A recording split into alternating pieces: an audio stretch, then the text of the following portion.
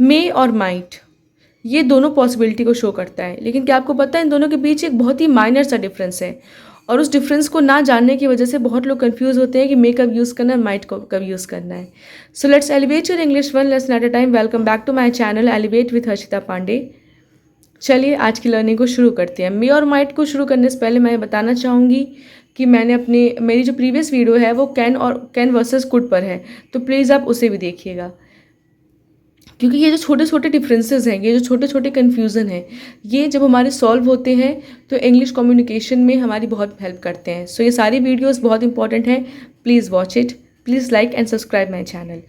चलिए, मे versus might. देखिए मे कब यूज़ होता है। मे यूज़ होता है something possible, okay, something possible and reasonable chance that will happen.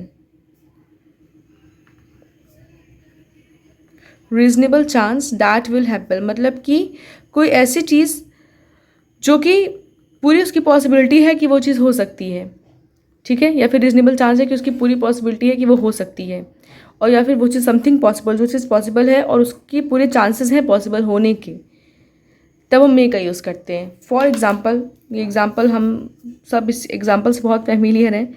May I come in ma'am, ठीक, मे आई कम इन मैम, या फिर मे आई कम इन मैम, ओके। अच्छा, एक बात और मैं यहाँ बता दूँ, परमिशन में भी यूज़ होता है मे, परमिशन के लिए। जैसे परमिशन के लिए फिर एग्जांपल हो गया मे आई कम इन मैम, ठीक है। रीजनेबल पॉसिबिलिटी के लिए it may rain today, okay, it may rain today, आज बारिश हो सकती है, ये पूरी रीजनेबल पॉसिबिलिटी है कि आज बारिश हो सकती है, ठीक है। I may go to the market, कुछ स्पेस कम है इसलिए मैं कुछ सेंटेंसेस बोलूँगी, अब ध्यान से सुनिएगा।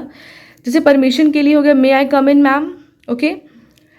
पॉसिबिलिटी के लिए हो गया इट मे रेन टुडे, जैसे हम आजकल का वेदर देख ही रहे हैं कि बारिश कभी भी होने लग रही है, तो हम ये कह सकते हैं it may rain today. I may go to the market today, I may go to the market today मतलब आज मैं मार्केट जाऊँगा, इसकी पूरी पॉसिबिलिटी है। I may go to the college today, I may go to the college today, okay, आज मैं college जाऊँगी, तो इसकी क्या है, इसकी पूरी पॉसिबिलिटी है, पूरी चांसेस है, वहाँ पे मे का यूज़ करते हैं, और जहाँ पे परमिशन लेना होता है वहाँ पे मे का यूज़ करते हैं। अब हम देखते हैं might.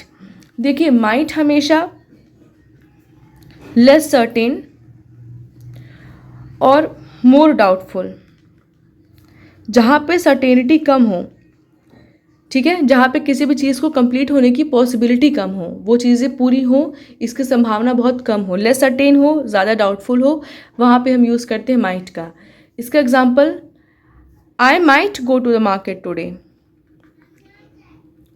I might go to the market today, okay.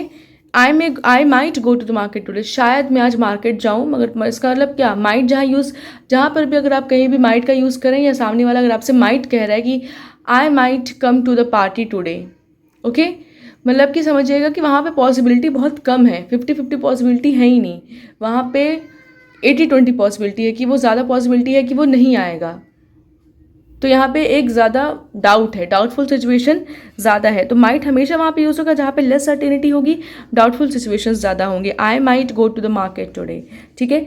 I might call you today, शायद मैं आज तुम्हें कॉल करूँ, या फिर I might call my childhood friend today, I might call my childhood friend today, शायद मैं आज अपने बचपन के दोस्त को कॉल करूँ, ठीक है।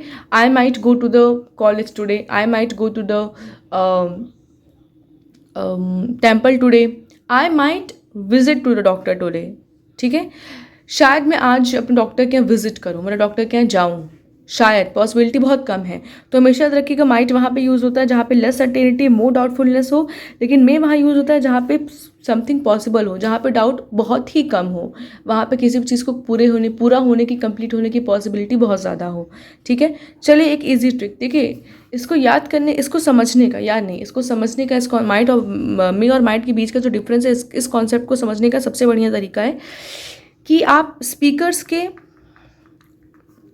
लेवल ऑफ सर्टेनिटी को देखिए, कि जो स्पीकर है वो जब कोई सेंटेंस कह रहा है या जब वो आपसे कोई बात कह रहा है तो कितना उसकी बातों में कितनी सर्टेनिटी है, मतलब कितनी श्योरिटी है।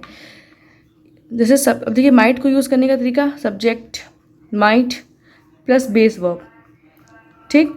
जैसे कि इसका हुआ ही might be sleeping, he might be sleeping, शायद वो सो रहा हो। अब मान लीजिए आप अपने फ्रेंड को रात के 12-1 बजे कॉल करना चाहते हैं, कोई काम होगा आपको, आप कॉल करना चाहते हैं, ठीक है।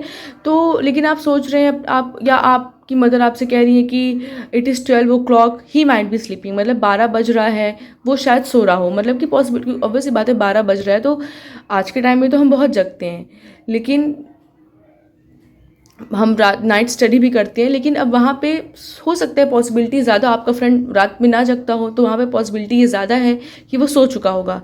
तो आपकी मदर से कह सकती हैं it is 12 o'clock, he might be sleeping, फिर it is 12 PM, he might be sleeping, मतलब ज़्यादा संभावना है कि वो सो सकता है, वो जगह नहीं है, ठीक है। तो मे और माइट का कहाँ पे यूज़ होगा, आई होप आप समझ गए होंगे। मे हमेशा समथिंग पॉसिबल, जिस चीज़ की कंप्लीट होने की सर्टेनिटी ज़्यादा हो वहाँ यूज़ होता है। माइट जहाँ पे लेस सर्टेन हो, मोर डाउटफुलनेस हो, ठीक है, वहाँ पे माइट का यूज़ करते हैं। अब एक कुछ फिल इन द ब्लैंक्स हैं।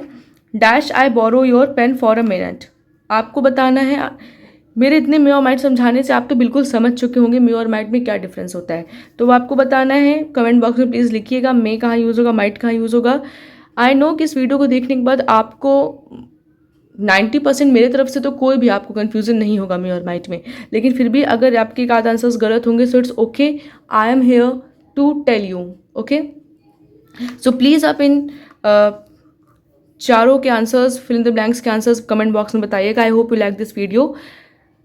If you like it, then please like and subscribe Elevate with Harshita Pandey. Thank you for watching. See you in the next video. Keep learning.